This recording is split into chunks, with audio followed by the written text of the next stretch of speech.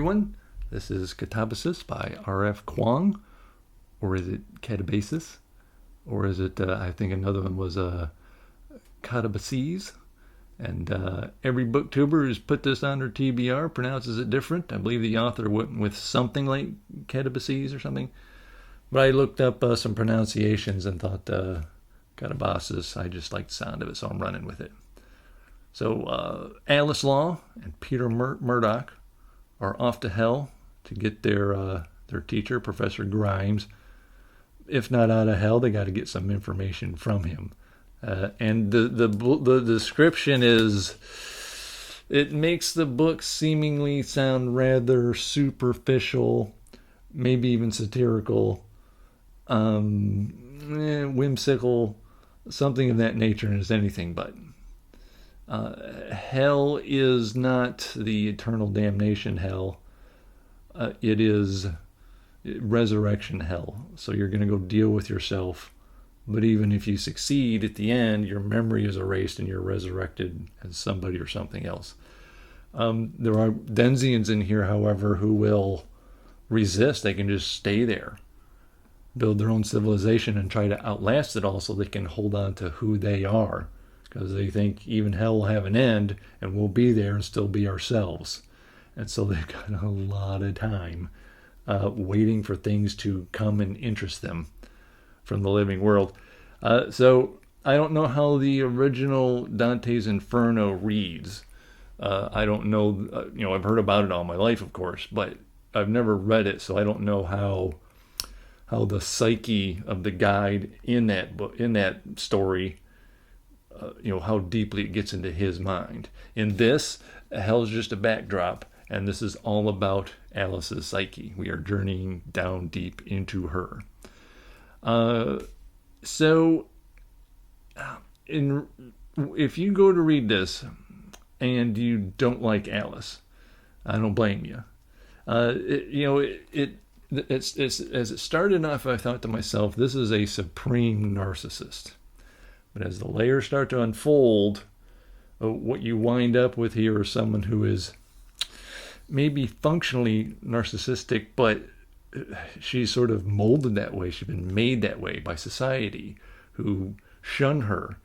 And sexism is rampant throughout her journey through her education. And Peter's the exact opposite.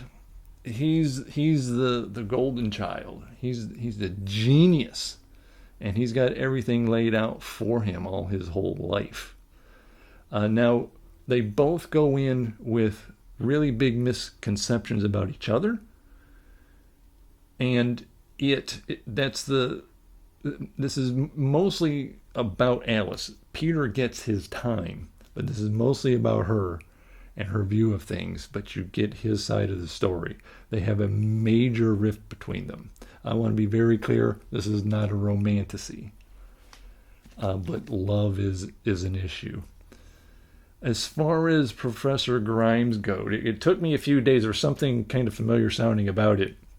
In the real world, one Elizabeth Holmes, I believe that the company's name was Theranos, and she came up with this way that you could take just a little bit of blood and diagnose someone's some ailments through that little tiny speck, that little drop, just a pinprick. Well, she greatly admired Steve Jobs, and if all the rumors and talk about him are true, then he was a toxic tyrant on the job, and I maybe some in his personal life, but I haven't heard that much about that. Elizabeth Holmes just loved that guy, and she wanted to be just like him, and she kind of patterned herself upon him, even though he was apparently some kind of monster. Well, old Professor Grimes is a monster, and she's the Elizabeth Holmes who wants to, be the one who beats those odds. There's always these students that would go under his wing and quit or go crazy or just want nothing to do with him and leave in madness. And she's going to be the one to overcome that. And there is a huge problem between her and Grimes that she does reveal in here. And even then, she's making excuses for this guy.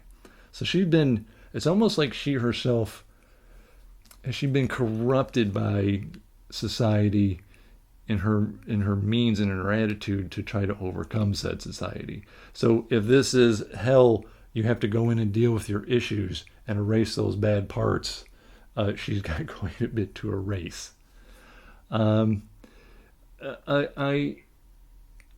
wonder if some people just, because I haven't looked at any reviews, because there was something that rung that this is going to be very academic and very, like you can tell, I haven't looked up her educational background, or maybe she just researched really well, but there's a lot of showing off going on in here academically. You're probably not going to be left behind, but because there's all kinds of things you've heard of through life that you never delved into yourself, and it is on huge display here.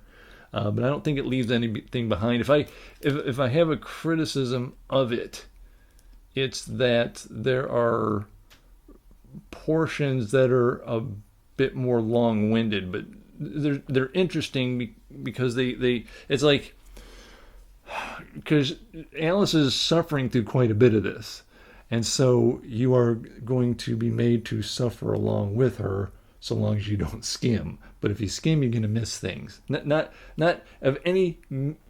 How to word this? If you need to suffer along with her if you truly want to immerse. If you start skimming, you're just not going to get the full impact of what goes on here. I was not expecting the ending.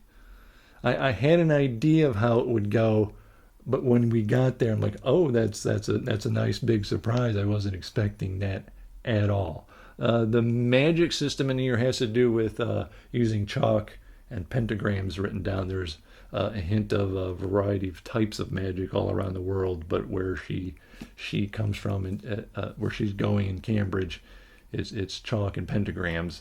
It's not. It sort of reminded me of her book Babel, where it has this important magic system, but they don't really deal that directly with it. It's not like hocus pocus and lightning bolts are getting thrown around, and so it's used as a tool here, but it doesn't overwhelm the story. This is about Alice and her psyche and her journey. I feel like it's one of those times where I ask myself, this is actually really good. If I had read it last year and made a top 10 list, which I did last year, I'm not entirely sure this will be on that list. But so far, it'll be on this year's top 10 list, so far that I can tell. So I actually really enjoyed this.